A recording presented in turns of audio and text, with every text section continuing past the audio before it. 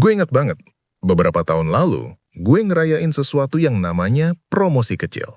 Bukan naik jabatan ya, tapi kartu kredit gue naik limitnya. Dan sebagai selebrasi, gue beli jaket kulit yang harganya setara dengan gaji gue sebulan. Alasannya dalam banget loh. Ini investasi, bagusan dikit tapi awet. Gue udah kerja keras, deserve sesuatu yang nice. Jaketnya masih ada. Mungkin cuma dipakai 5 kali seumur hidup. Karena ternyata, jaket kulit itu sangat nggak cocok buat macet di Jakarta yang panasnya bikin aspal meleleh. Yang tersisa adalah tagihan kartu kredit yang dicicil setahun lebih. Dan satu pelajaran mahal. Kita sering banget keliru mengartikan naik kelas secara finansial dengan naik gaya secara konsumsi. Halo semuanya, selamat datang kembali di Logika Tenang. Tempat di mana kita coba tarik napas, jeda sejenak, dan naruh logika di atas emosi untuk bisa tenang dalam setiap keputusan. Hari ini, kita mau ngobrol soal sesuatu yang mungkin sering banget disalahpahami. Hidup sederhana. Bukan hidup miskin, bukan hidup kekurangan, bukan juga hidup ala kadarnya yang bikin kita merasa tersiksa, tapi tentang sebuah kekuatan finansial yang justru lahir dari kesederhanaan. Kekuatan yang menurut gue adalah fondasi paling solid buat bangun ketenangan pikiran soal uang. Jadi, siapin kopi atau tehnya, duduk yang nyaman, karena kita akan nyelam ke dalam salah satu filosofi stoik yang paling powerful, voluntary discomfort atau ketidaknyamanan sukarela. Bagian 1. The Illusion of More. Pernah nggak sih lo ngerasa hidup ini kayak treadmill yang nggak ada ujungnya? Gue dulu banget. Baru gajian, beli ini itu yang, wah! Besoknya, lihat iklan, pengen lagi. Dapat bonus, upgrade gadget. Rasanya kayak kita lagi naik level. Tapi anehnya, bukannya makin tenang, malah makin was-was. Takut kalau besok-besok nggak bisa beli sesuatu yang baru. Takut ketinggalan, takut kelihatan kurang. Fenomena ini dalam psikologi sosial namanya the hedonic treadmill. Kita berusaha keras buat dapat sesuatu, ngerasa senang sesaat, terus balik lagi ke titik yang sama. Bahkan, standar kebahagiaan kita sendiri ikut naik. Dulu senang banget makan di warteg, sekarang harus resto kekinian biar bisa upload story. Kita terjebak dalam ilusi bahwa more equals better. More stuff, more expenses, more pressure.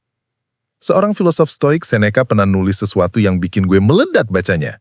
Dia bilang, "It is not the man who has too little, but the man who craves more that is poor." Bukan orang yang memiliki sedikit yang miskin, tapi orang yang selalu menginginkan lebih. Bacain lagi pelan-pelan kutipan tadi. Dalam banget kan? Kemiskinan versi Seneca itu bukan soal angka di rekening, tapi soal keadaan pikiran, soal craving-nya, keinginan yang gak ada habisnya. Nah, hidup sederhana yang gue maksud ini adalah senjata rahasia buat keluar dari treadmill itu. Bagian 2.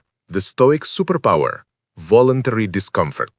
Terus, gimana caranya keluar? Disinilah konsep stoikisme yang keren banget main. Voluntary discomfort, atau ketidaknyamanan sukarela. Intinya gini, lu sengaja nempuh hidup yang lebih sederhana dari yang sebenarnya bisa lu jalani. Misal nih, gaji lu udah 15 juta sebulan, tapi lu pilih hidup dengan gaya hidup yang seolah-olah gaji lu cuma 10 juta. Atau yang lebih ekstrim lagi, lu sengaja nggak beli mobil padahal uang mukanya ada. Lu sengaja naik transportasi umum padahal bisa bawa mobil. Lu sengaja masak sendiri padahal bisa pesen GoFood setiap hari. Ini bukan soal pelit atau menyiksa diri, ini adalah latihan.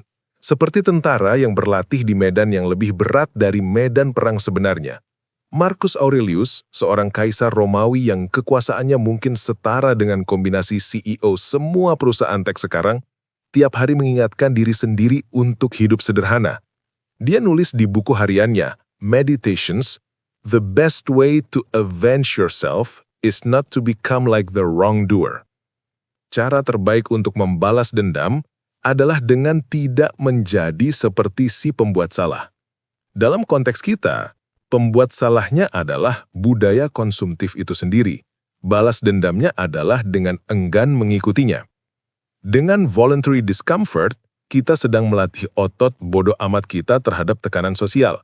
Kita lagi bangun benteng pertahanan mental. Dan secara nggak langsung, kita juga sedang membangun benteng finansial yang paling kuat. Nah, benteng finansial ini nggak kelihatan, tapi dampaknya gila-gilaan. Coba gue jabarin. Pertama, ruang bernafas, breathing room. Ketika lu hidup sederhana, pengeluaran lu otomatis lebih kecil dari pemasukan. Jarak antara pemasukan dan pengeluaran itu adalah ruang bernapas finansial lu. Itu adalah uang yang bisa buat investasi, dana darurat, atau buat hal-hal yang benar-benar penting. Bandingin sama hidup yang pas-pasan, atau malah minus, di mana satu masalah kecil aja, misal motor mogok, bisa bikin seluruh sistem finansial lu ambruk. Yang kedua, kekuatan fuck you money. Ini istilah yang vulgar, tapi akurat banget. Ini bukan tentang punya uang miliaran, tapi tentang punya cukup tabungan, sehingga ketika lu ada di situasi yang nggak mengenakan, misal kerjaan toksik, bos yang menyebalkan, atau proyek yang nggak sesuai nilai hidup lu punya keberanian buat bilang, fuck you, I quit. Karena lu tahu, hidup sederhana lu selama ini bikin lu bisa bertahan 6-12 bulan ke depan tanpa gaji itu. Itu adalah kebebasan yang nggak bisa dibeli dengan jaket kulit atau handphone terbaru. Yang ketiga, ketenangan pikiran. The ultimate currency. Uang yang nggak keluar buat bayar cicilan barang yang nggak penting adalah uang yang nggak perlu lu pikirkan. Pikiran lu jadi lebih ringan, lu tidur lebih nyenyak, lu nggak cemas tiap lihat notifikasi SMS banking. Ini adalah mata uang ultimate yang sering banget kita lupakan. Ketenangan. Jadi, hidup sederhana itu seperti jadi ninja finansial. Lu kelihatan biasa aja di permukaan, tapi sebenarnya lu punya kekuatan super di belakang layar. Jadi, setelah ngobrol panjang lebar ini, gue mau ajak kita semua, termasuk gue sendiri, buat refleksi. Apa benar barang-barang yang kita beli selama ini nampah nilai dalam hidup kita? Atau cuma numpuk jadi beban fisik dan mental? Apa benar upgrade gaya hidup kita bikin kita makin tenang atau malah makin was-was? Hidup sederhana itu bukan tentang jadi pertapa, tapi tentang memilih dengan sadar. Memilih kelimpahan akan hal-hal yang benar-benar penting, kebebasan, waktu, ketenangan, hubungan yang baik, dibanding kelimpahan akan barang. Gue tutup dengan quote favorit gue dari William B. Irvin. The Stoics seek the simple life not because they are simpletons, but because they have discovered the power of having less. Mereka mencari hidup sederhana bukan karena mereka bodoh, tapi karena mereka telah menemukan kekuatan dari memiliki lebih sedikit.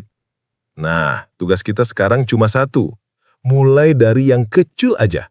Coba deh, 1 minggu ke depan, lu catat pengeluaran lu. Mana yang benar-benar kebutuhan, mana yang cuma keinginan karena gengsi atau bosan. Lalu coba sengaja untuk nolak 1 atau 2 keinginan itu. Rasakan ketidaknyamanannya. Itu adalah tanda otot finansial lu lagi dilatih. Kalau kamu punya cerita atau pendapat tentang hidup sederhana, share banget di kolom komentar bawah. Gue bacain kok. Perbincangan ini akan jauh lebih berwarna dengan pengalaman kalian. Kalau video ini berfaedah, jangan lupa buat like, subscribe, dan bunyikan belnya biar nggak ketinggalan obrolan seru lainnya di Logika Tenang. Ingat, logika di atas emosi, tenang dalam setiap keputusan. Sampai jumpa di video berikutnya. Stay calm and logical everyone.